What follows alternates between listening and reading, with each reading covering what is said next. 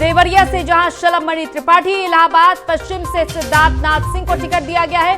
कैसरगंज से गौरव वर्मा को उम्मीदवार बनाया गया है। देखिए एक और ये लिस्ट बीजेपी की ओर से जारी हो जाती है। एक के बाद एक ये लिस्ट जारी की जा रही है। तो 91 उम्मीदवारों की लिस्ट बीजेपी की ओर से जारी की गई है। यूपी चुनाव के लिए बीजेपी ने ये अपनी एक और लिस्ट जारी की है। 91 उम्मीदवारों की घोषणा की है। तो अब तक बीजेपी की ओर से 287 विधानसभा सीटों के लिए उम्मीदवारों के नाम का ऐलान किया जा चुका है और ये 91 उम्मीदवारों की सूची एक और सामने आ चुकी है, जहां योगी के मीडिया सलाहकार शलभ मणि देवरिया से चुनाव लड़ेंगे।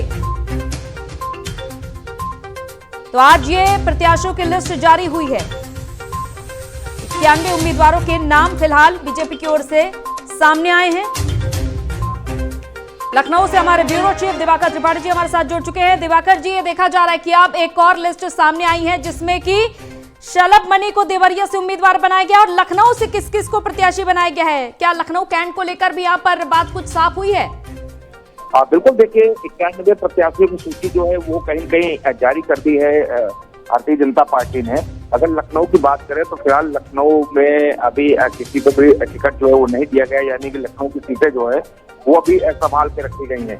लेकिन ये जो 91 प्रत्याशियों की जो सूची है उसमें कई मंत्रियों के नाम दिए गए हैं और मंत्रियों के साथ साथ शलभ मणि त्रिपाठी जो कि पहले पत्रकार रहे हैं, उसके बाद वो मुख्यमंत्री के मीडिया सलाहकार जो है वो रहे हैं, उनको देवरिया से टिकट दिया गया है। अगर बात मंत्रियों की करें तो मंत्रियों के भी काफी ज्यादा टिकट दिए गए हैं, किसी भी मंत्री टिकट नहीं काटा गया है। सिद्धार्थ नाथ सिंह, उनको इलाहाबाद पश्चिम से टिकट दिया गया है।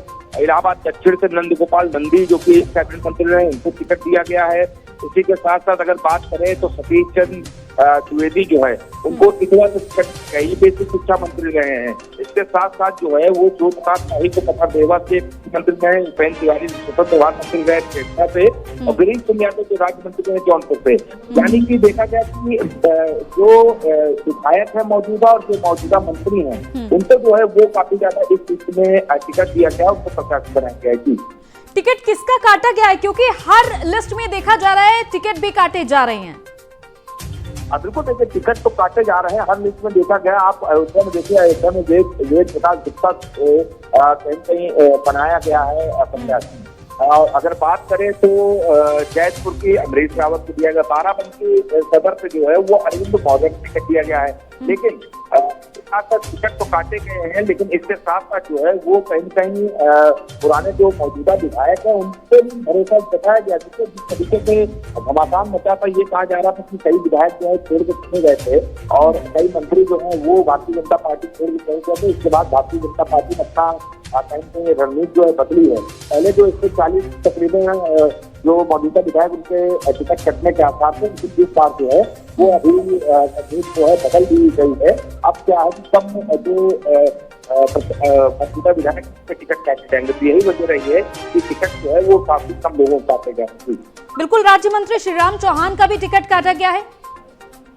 बिल्कुल, देखिए श्रीराम चौहान का भी जिक्र है, उसके साथ साथ राजेंद्र प्रताप सिंह उर्फ मोती सिंह जो है उनका भी जिक्र है, उनको भी पट्टी से टिकट दे दिया गया है। यानी कि अगर कुल मिला के देखा जाए तो इस सूची में कई ऐसे मंत्री जो है जो कहीं कहीं अवध से आते हैं या पूर्वांचल से आते हैं, उनके टिकट जो है वो दिए गए हैं, उनके टिकट नहीं काटे गए हैं, उनके नामों की सूची जो है वो यहाँ पे दी गई है। सुरेश पासी को भी कहीं कहीं टिकट दिया गया है जो कि अमेठी से आते हैं और स्मृति ईरानी के खाते करीबी माना जाता है, उत्तर प्रदेश सरकार में राज्य मंत्री भी हैं। तो जाहिर बात है कि टिकट का बंटवारा जो किया गया है वो सभी समीकरण देखते हुए किया गया थी। बिल्कुल, देखिए और ये 91 सीटों पर जो कैंडिडेट का ऐलान किया गया है, इसमें जैसा कि आपने खुद जिक्र किया दिवाकर जी की अयोध्या सीट से वेद प्रकाश गुप्ता को उम्मीदवार बनाया गया है। बिल्कुल, देखिए अयोध्या सीट से पहले नाम चल रहा था मुख्यमंत्री योगी आदित्यनाथ का, लेकिन उसको गोरखपुर सदर से सीट दे दी गई थी। तो ऐसे में ये काफी ज्यादा रोचक का चर्चा भी इस बात की कि अयोध्या से किसको टिकट दिया जाता है। तो ऐसे में वेद प्रकाश गुप्ता जो है उससे भरोसा भारतीय जनता पार्टी ने दिखाया है और उसको प्रत्याशी घोषित कर दिया। चलिए, बहुत बहुत शुक्रिया तमाम जानकारी के लिए दिवाकर जी। तो 91 उम्मीदवारों की ये जो सूची सामने आई है, इसमें कई दिग्गजों को टिकट दिया गया है। 91 सीटों पर उम्मीदवारों का ऐलान किया गया है और इसमें जो महत्वपूर्ण सीटें जो हमेशा से ही चर्चा का विषय रही। अयोध्या सीट से वेद प्रकाश गुप्ता को उम्मीदवार बनाया गया है। आजमगढ़ से देखिए अखिलेश मिश्रा को टिकट दिया गया है। तो अलग अलग जगहों से किए टिकट दिए गए हैं, कईयों का टिकट भी काटा गया है। सिटिंग विधायक पर ज्यादा भरोसा इस बार इस लिस्ट में जताया गया है। तो वहीं गोसाईगंज से आरती तिवारी, बीकापुर से अमित शाह, रुदौली से रामचंद्र यादव, मिल्कीपुर से बाबा गोरखनाथ को बीजेपी ने उम्मीदवार बनाया है।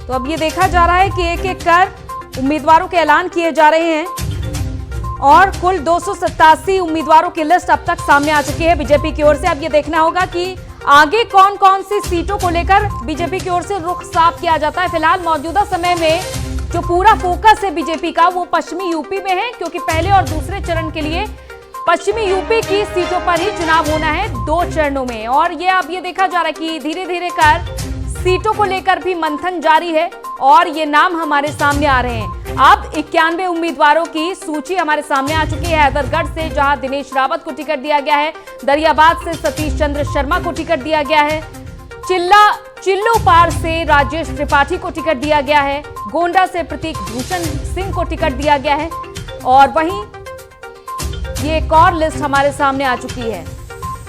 तो पूर्वांचल और अवध को मिलाकर फिलहाल ये 91 उम्मीदवारों की लिस्ट सामने रखी गई है, जिसमें अभी भी लखनऊ विधानसभा कैंट क्षेत्र का अभी भी रुख साफ नहीं होता हुआ दिखाई दिया है,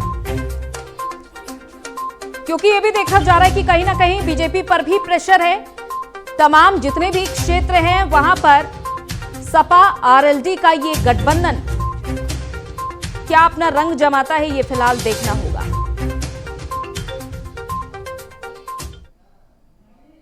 चलिए इसी के साथ इस बुलेटिन में इतना ही, इजाजत दीजिए, नमस्कार।